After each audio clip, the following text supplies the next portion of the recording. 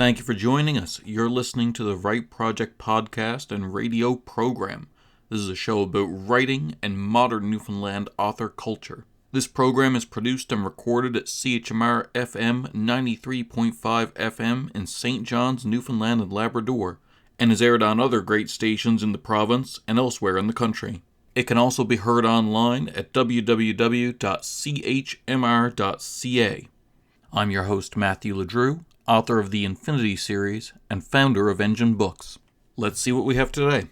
All right, well, we have with us a very special person on this episode of the Write Project podcast. We have Dr. Lisa M Daly, an aviation archaeologist who in the past was one of the editors on Flights from the Rock, a collection of aviation-inspired short stories from Engine Books, and now has a novella out in the Slipstreamers series called Navigating Stories, for which she was uniquely qualified to write, as she is an archaeologist, much like the lead character Cassidy Kane. Thank you for joining us, Lisa.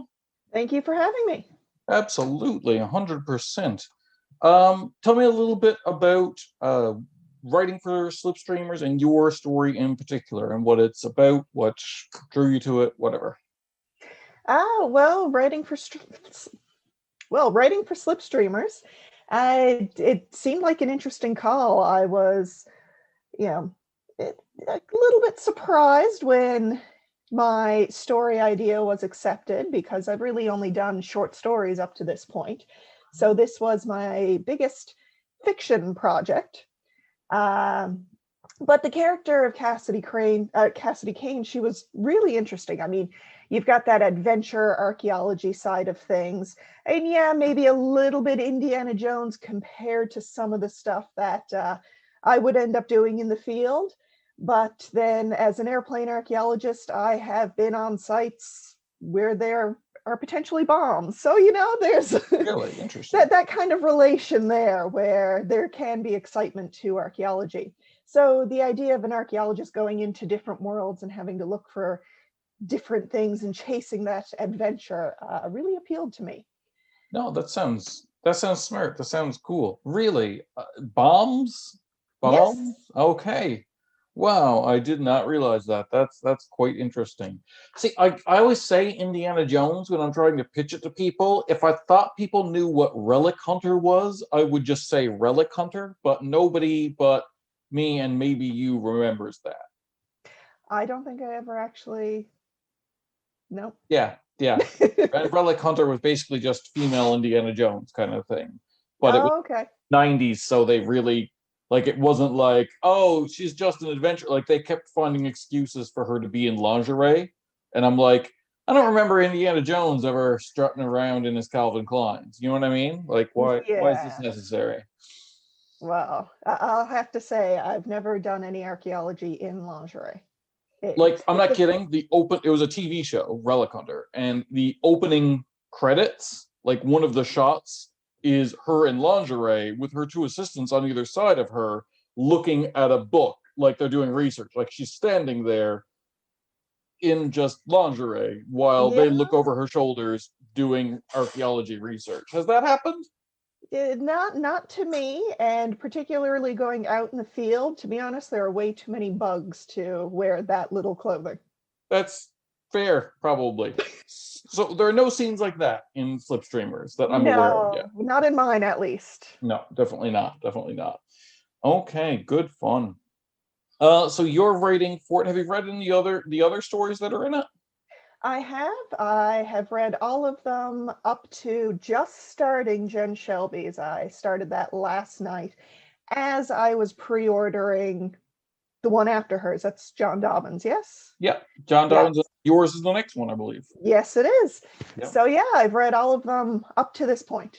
Yeah, and your significant other, Shannon Green, is going to be in the series as well. So that's fun. Another chance for you guys to work together on the one project.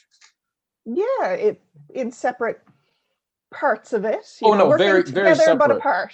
But no, exactly. No, very much so. Very much. I don't even think that when we collect them together into arcs that you two are in the same arc. But I was thinking about, like, I don't know how you guys operate, so I'm just picturing the two of you like sitting around the dinner table and being like, do you think Cassidy would do this? Like, just because you both got the call at the same time, Yeah, I don't know if there has been as much of that, but for your story, because we had access to that before it was out to kind of get an idea of the character, we discussed her characterization a little bit during that. For sure. For sure. I tried to be as blank slate with it as possible. Like, there's this thing that Ryan Gosling does where he like just tries to do a poker face in all scenes, kind of thing. Like, no happy, no sad, no anything, and let the viewer kind of put the emotional context onto them. I kind of tried to do that with her. I think I failed miserably, but But it gave a good template for everyone else. And from the archaeological point of view, gave me an idea of what level of archaeology might be going on, because I believe she's at a university and has a doctorate. I yeah. believe you established that in yours, but kind of an antiquarian more than an archaeologist. So Okay. going back to that Indiana Jones kind of idea. Yeah. Again, very, very Indiana Jones, where it's like teaches during the day, during the one time, and then like, oh, there's a rare artifact, off we go on an adventure.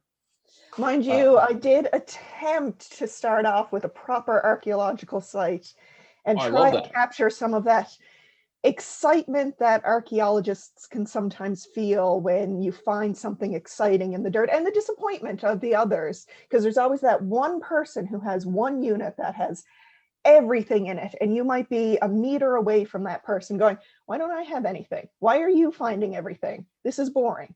I see. Can I be in your unit? No. Fine. That's pretty funny. That's I would never think of that side of it. Yeah, no, absolutely. Yeah, that scene at the beginning is actually on the cover, so hopefully you'll get to see that soon. It's in working development right now. By the time this airs, you'll definitely have seen it. But it's super cool. Yeah, Excellent. awesome. Lisa Daly, what are common traps for aspiring authors? What are mental or cognitive things or whatever the mistakes that aspiring authors make that cause hiccups in the process? Oh, that's a good one. So, mistakes that aspiring authors. I still feel like I'm an aspiring author. That's So, fair. big mistakes for me, I think, is trying to control a story too much sometimes, where it sort of seems like it wants to veer off somewhere else. And I mean, you can't let a story kind of take over completely, because especially if you have a word limit or something, there needs to be an element of control from the author to a story. So trying to balance that, where the characters seem like they want to go, where the story seems like it wants to go, but bringing in the themes that you want to bring into that story. That might sound a little bit convoluted, but sometimes it just really comes down to sitting down and writing and not worrying so much about all the getting everything in. I mean, that's kind of where the editing comes in later, when your story veers off and you go, no, I'm going to come back to this. And I think as an aspiring author, that's a big thing that I'm still trying to figure out. Yep, that makes perfect sense. Lisa Daly, if you could tell your younger writing self any one thing, what would it be? Keep writing. In high school, I wrote a fair bit. I was encouraged to write. And when I went to university, I sort of stopped writing. I wouldn't be able to give a reason why, but I just stopped writing fiction. I kept reading, but I stopped writing fiction myself and started to believe I couldn't write fiction, that I shouldn't write fiction. So I didn't.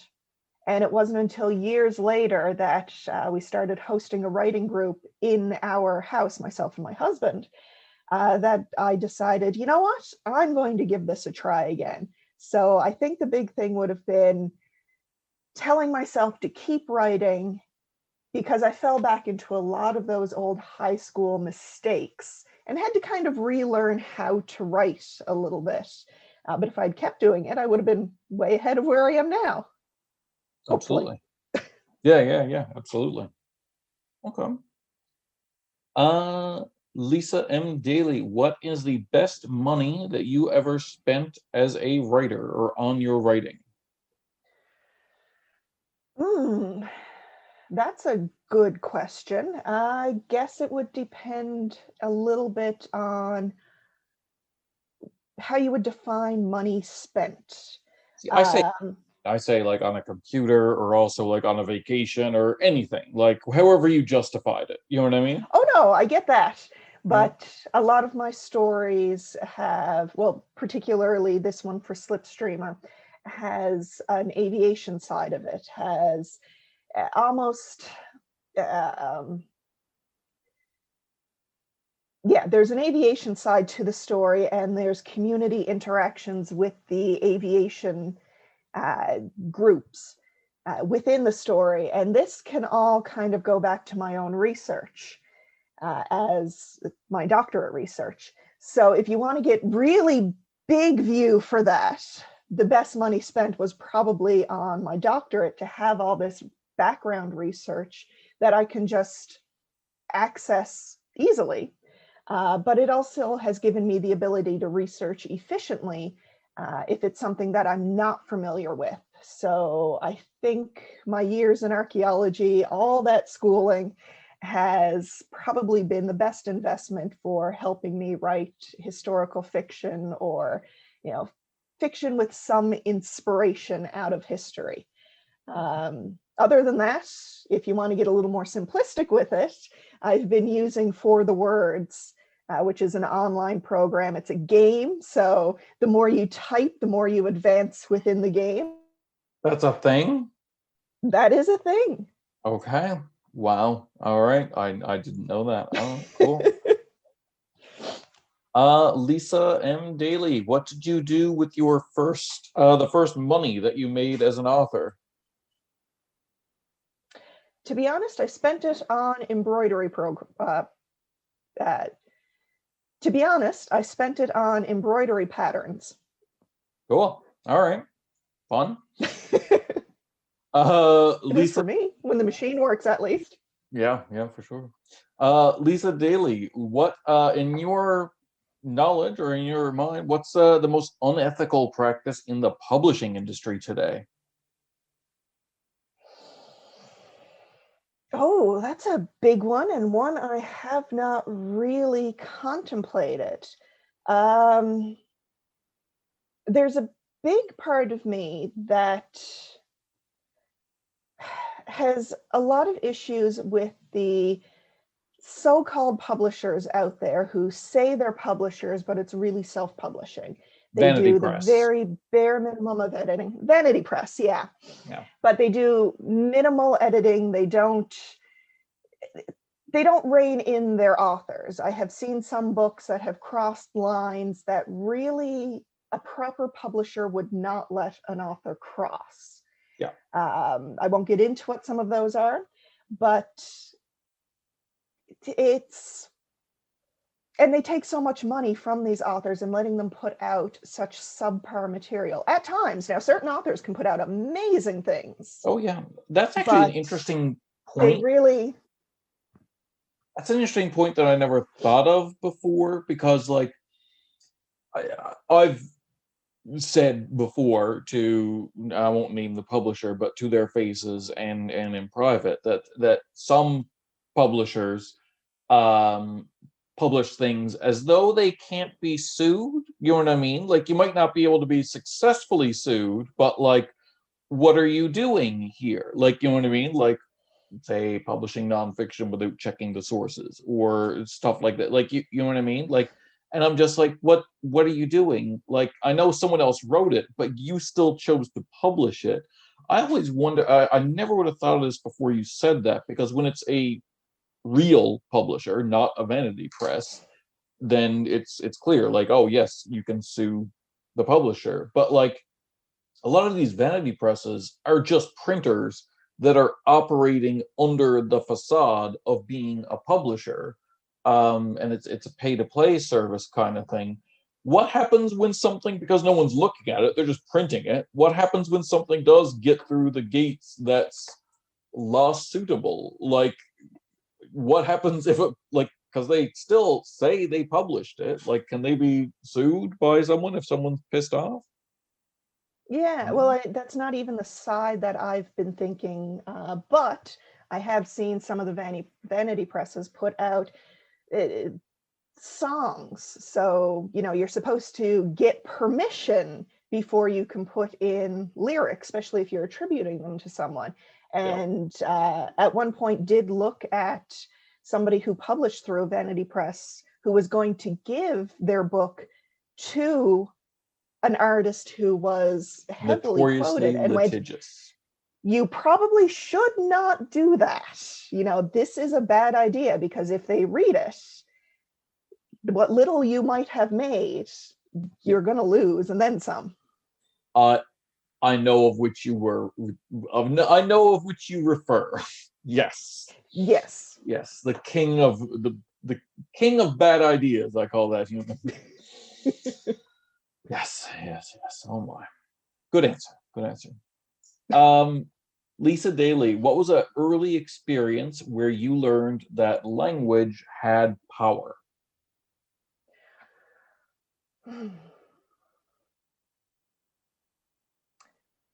I don't know if I could pinpoint an exact moment learning when language had power,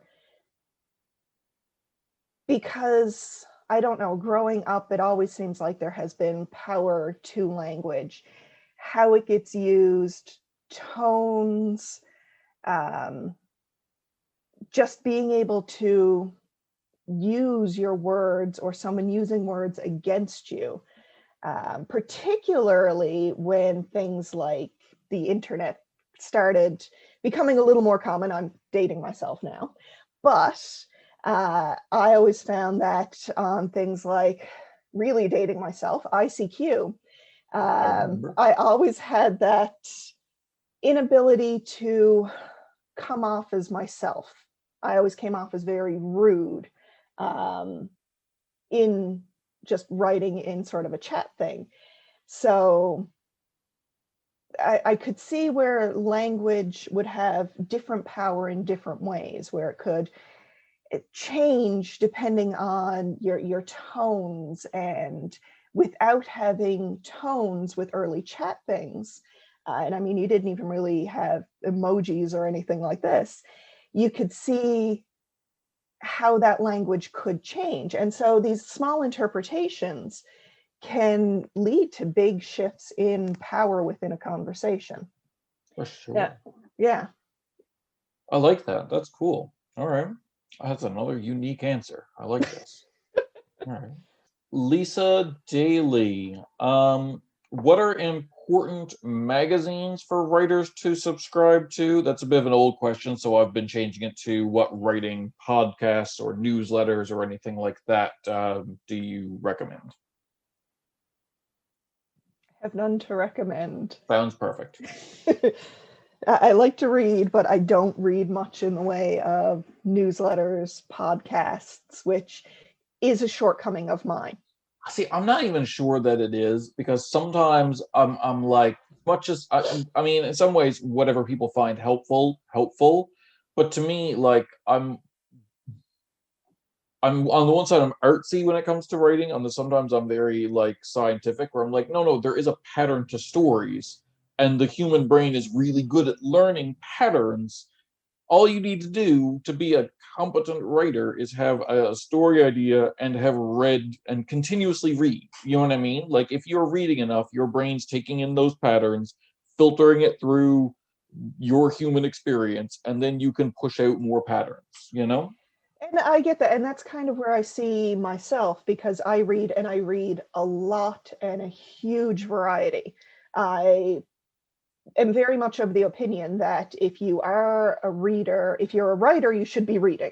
Yeah. And you should be reading lots. Don't just stick to one genre. Jump everywhere. Read whatever the Canada Reads are for the year. Read some of the Oprah recommends books. Read the sci-fi lists that come out, and it just jump around to everything so that you can get ideas of what's out there, and not just the old stuff. Read old, read new, read in between, get it all. Yeah, I agree. Lisa Daly, how many unpublished or half-finished books do you have, Lisa Daly? Let's see. Unpublished in nonfiction, I have one currently sitting on my computer. It's not finished yet. It's a friend of mine wrote it, but it needed some heavy work to it, so he passed it on to me, but he has since passed away. So I'm trying to finish it in my spare time, but it involves a lot of research. And particularly this year with COVID, it's been harder to get out to get source material.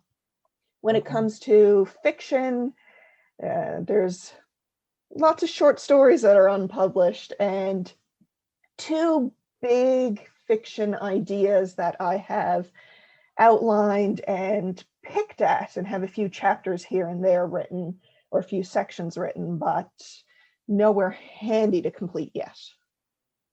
Okay. All right, good. Lisa Daly, what does literary success look like to you? What does, success in writing look like? That's another question I'm not quite sure of the answer, because there's so many different ways to see success. I mean, as an academic, I am relatively successful, even though I don't have a job in academia, specifically in archaeology. But I have peer-reviewed articles out. I have chapters in books. I've got a chapter coming in an academic book, and this is going to be the first textbook on aviation archaeology, and I have a chapter in it. So cool. By some measures, that's very successful. Financially, I got nothing. Particularly with academic publishing, you get next to nothing. Well, no, you get nothing. But with fiction, to be honest, even just having some of the short stories published have, in my mind, been very successful. And being an editor on flights has been, I take that as a big marker of success, because it does balance just both sides of the writing. I didn't put in a short story myself, but being able to help showcase authors from across Canada, being involved in that was, a big deal. I don't think Slipstreamers has kicked in yet as what level of success I might feel that is. Maybe when I see the cover, we'll see. But I mean, of course, would be that ideal that I could just write and not have to worry about money, but that's kind of a pipe dream. Yeah. There's I think 1,000 in the United States that can do that. It's sad, honestly. Lisa Daly is an interesting one for you. What kind of research do you do, and how long do you spend researching before you start a book or project? Yes, it depends. Looking at the upcoming Slipstreamer, I could probably argue that I spent 5 years researching that and compiling research into this big fancy thesis, because it is inspired by the military coming into Newfoundland during the Second World War. And, that's what my thesis is on. But in truth, if I'm doing some research for something, I do have a very bad habit of falling down research rabbit holes, particularly if it's something Newfoundland related or something related to one of my interests. Sometimes, though, because I do have such a background as a researcher, I find I can spend very little time researching something because I already have the skills to be able to pinpoint where I should be looking for something, what would be something that is not necessarily peer reviewed, but something that would be an accurate source to be able to use. Okay, awesome. Lisa Daly, do you view writing as a kind of spiritual practice? No, I do not.